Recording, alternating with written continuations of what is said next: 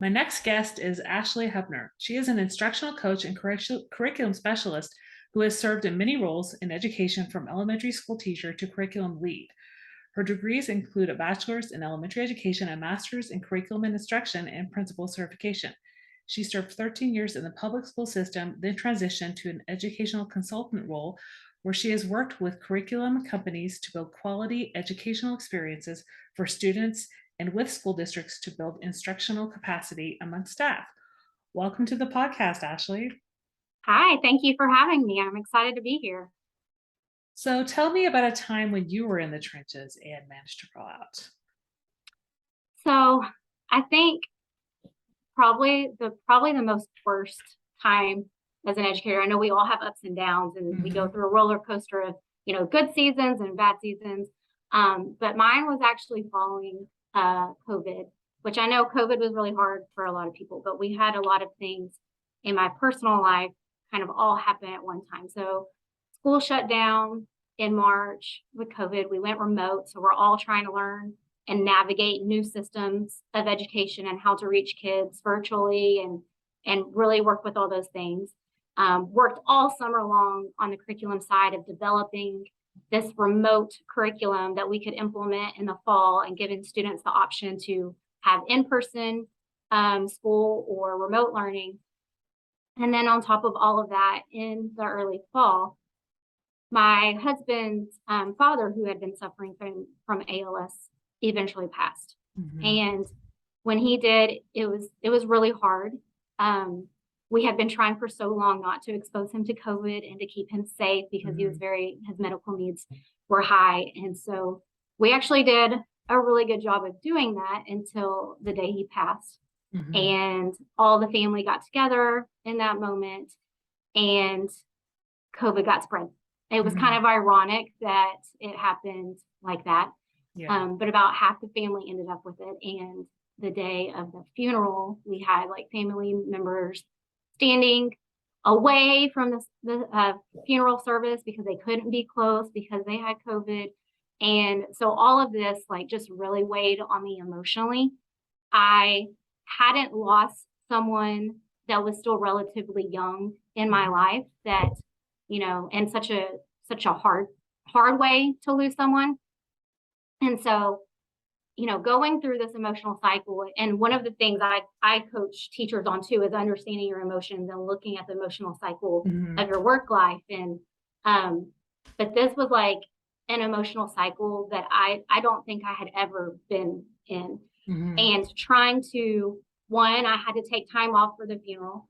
Then I had to take time off because of the COVID exposure. Mhm. And I think this was probably my second COVID exposure that I had to miss work. So I think at this point in the fall, I had been out of work more, like not on campus, trying to work from home and keep up with everything going on Mhm. more than I had actually been on campus Mhm. and with people and supporting teachers. And so I just felt like I'd missed so much time in person with them. I came back, and because I was an instructional coach at the time, um, people came to me constantly like, I need this. Can you find me this? Can you help me with this? I have this student. And all of those demands were, and I don't mean demands in a bad way, it just like they needed attention. I could not emotionally like deal with that. I did not Mhm. have the capacity. My personality changed and my teachers noticed. And so we had to have some hard conversations. They sat me down and Yeah. basically said, like, what's wrong with you? Like, this is Mhm. not you. This is not normal. And it really, I had to reset boundaries. I had to like reset what my work capacity was. Mhm. I couldn't do many of the things I would do early in the morning or late at night. I had to keep school hours. I had to set Mhm. boundaries with relationships, um, and that I can do ABC for you, but I can't do this, because I just didn't have capacity.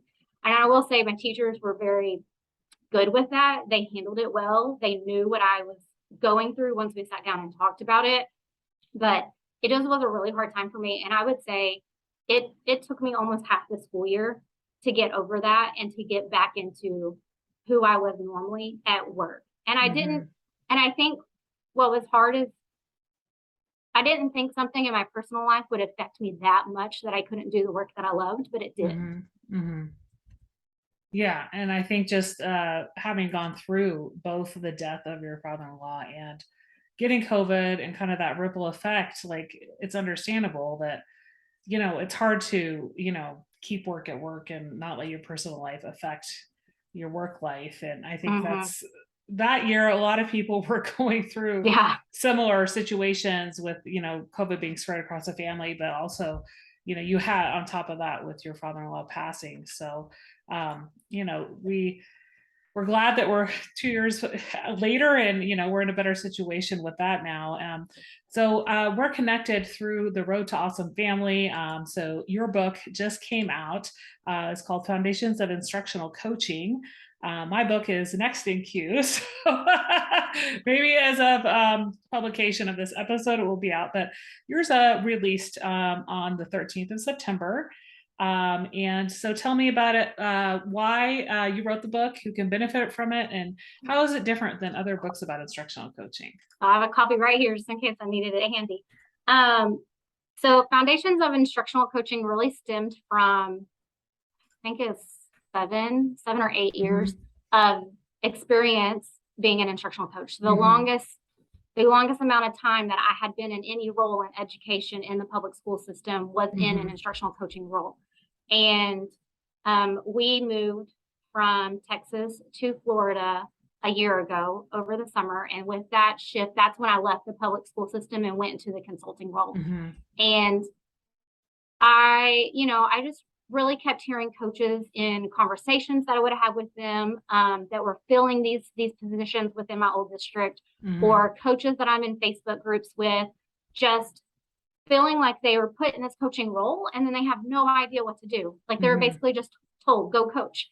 Yeah. And so really what it stemmed from is that I just wanted, you know, people to have something that they could read, that they could relate to, and Mhm, feel like that would help them navigate that position. mhm, And so my book's different from other books out there by like Jim Knight or Alana Aguilar or Diane Sweeney, because it's not founded in research or theory. mhm, It's really more personal.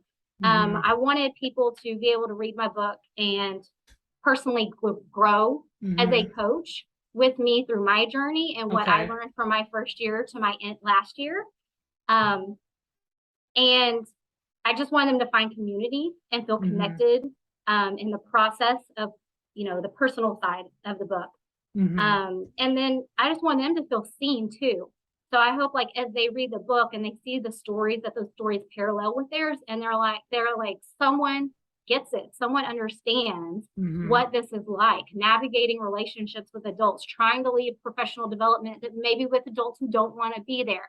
So I mhm, really talk about those instances and how I overcame those situations to give people in that coaching role um, a perspective to be seen and to know that they're not the only one that's going through this. And then here's some ideas that could help you, and some tips and free resources. I have tons of free resources in here that are downloadable. So it mhm, really, to me, is a good foundation for any mhm, person that's going into this instructional coaching role. mhm, mhm. Do you see that over the course of those 8 years, a lot more districts, are hiring instructional coaches? They're really seeing the need for that? Yeah, I think, and there's different pockets of instructional coaching. Like they Mhm. might be hired just for literacy, or they might be hired just for math because there's some Yeah, kind of goal that the campus is yeah. working towards. It might be for differentiation. It might be for Mhm, technology. But I think any person that's in a role where they are coaching others are going to relate to a mhm, lot of these situations in this book. I actually have a friend that she works for Aveda, the hair school, and she mhm, works with coaching students on the processes of doing hair and all things. And she mhm, actually messaged me the other day and she was like, I'm learning so much from your book. And I'm not even mm, like an instructional coach, hmm, but I'm learning about the relationships with humans. And if you are teaching them something, like how do I chunk it so that it's accessible to them, and yeah. how, just different strategies like that that really can be universal. Mhm, mhm. Yeah, and I think being able to write something that people in other fields can connect to is a win for everybody. So you told me your hopes for the book is perhaps starting a online book study in October that you'd be putting live on Facebook. So tell me a little bit about that.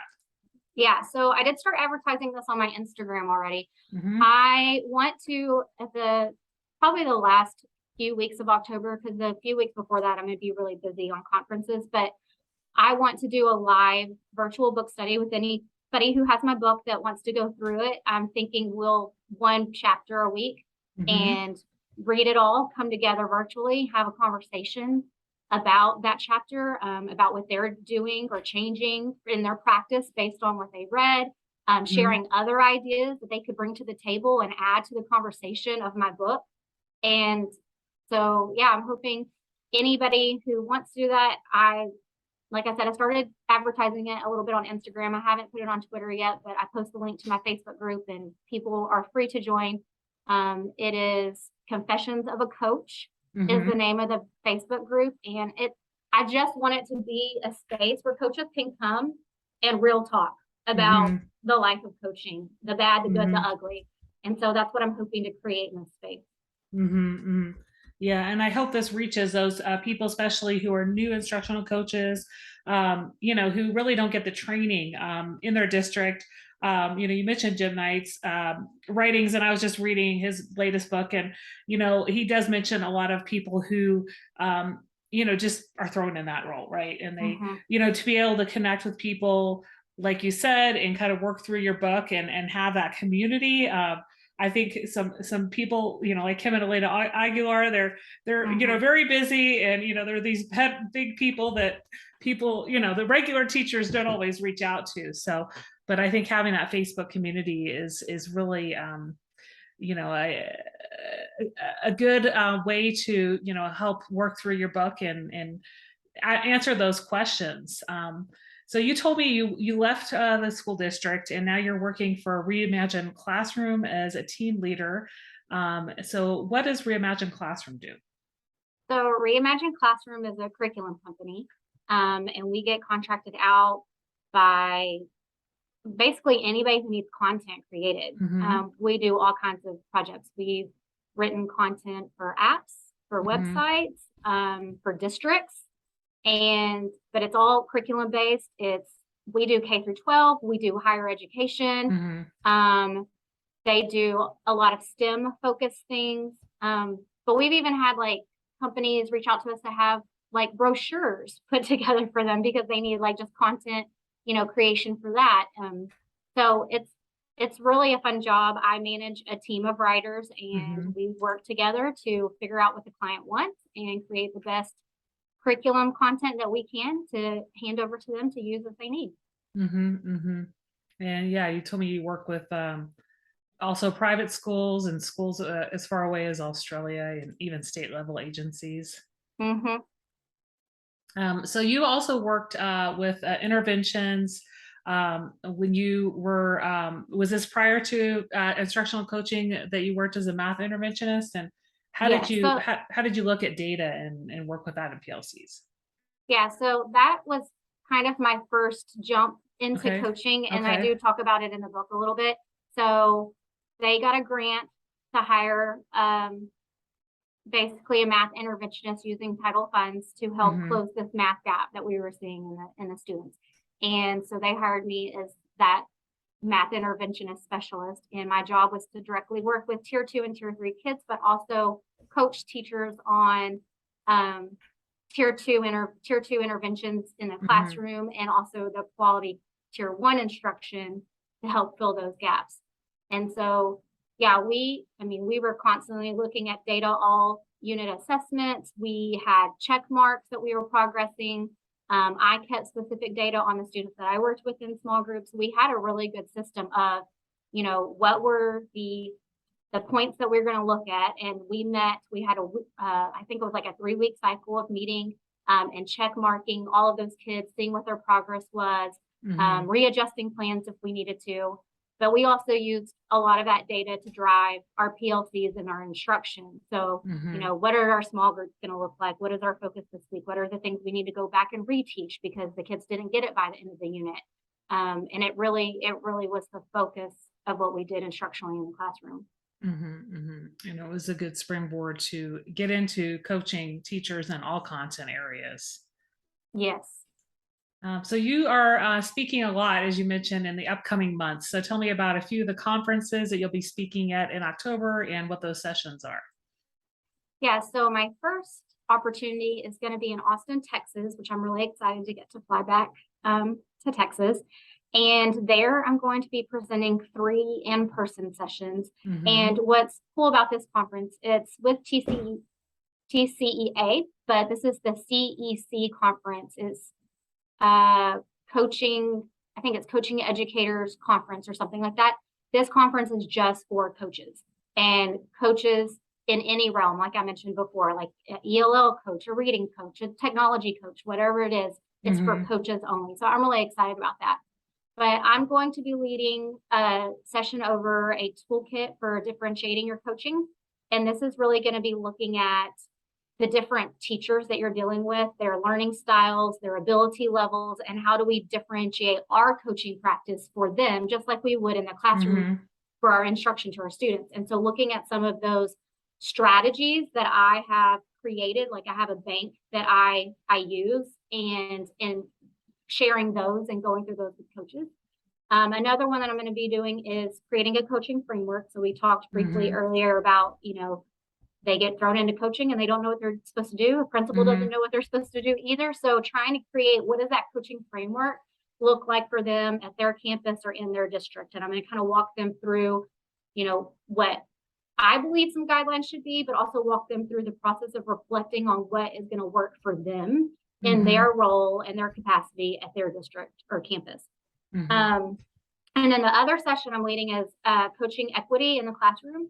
And so over the years, with the changes that have been happening with education and the progress we've been making, I've really kind of honed in on some of those areas with teachers. And so I'm going to, again, be sharing strategies that I use for how to, recognize some of those issues going on in the classroom. What data can you look at? How do you get that data? And how do you coach teachers through that? And so those are the 3 I'll be doing in Austin. And then right after that, I'll be flying to Akron, Ohio, and I'll be presenting at the Teach Better conference.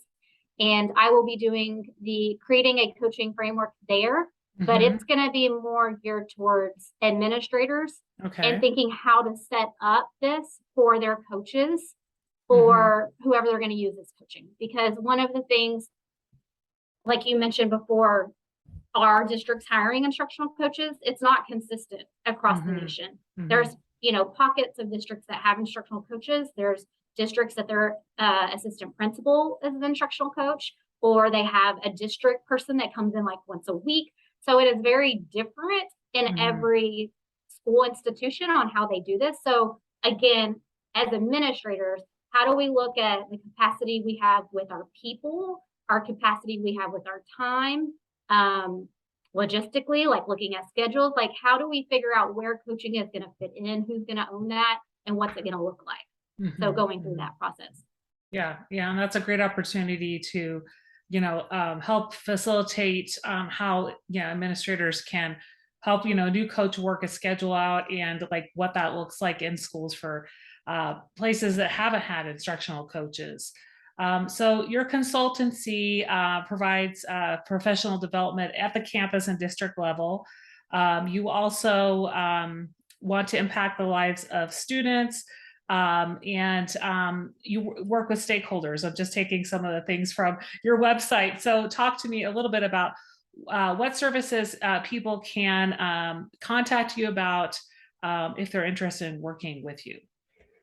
Yeah, so I do offer professional development and training. And on my website, I have like a list of things that I have expertise in. I do think I have a gift of professional development and planning those experiences for teachers. And so there is kind of a wide variety there of things that I could help support, but also as a coach, if you've coached almost everything, you can also Mhm. lead a professional development over almost anything. But Mhm. I offer also like teacher coaching or coaching coaches. And then I know some school districts don't have coaches, so I do a mentor training too for mentor teachers. Mhm. And then the last thing I really like to do is the PLC coaching, like coaching the Okay. PLC teams and how do we effectively work together as a group? What is the PLC process? How do we begin to implement that? And just setting up those Mhm. systems for teachers who are newly working in PLCs, or maybe it's a brand new team and they're having some struggles.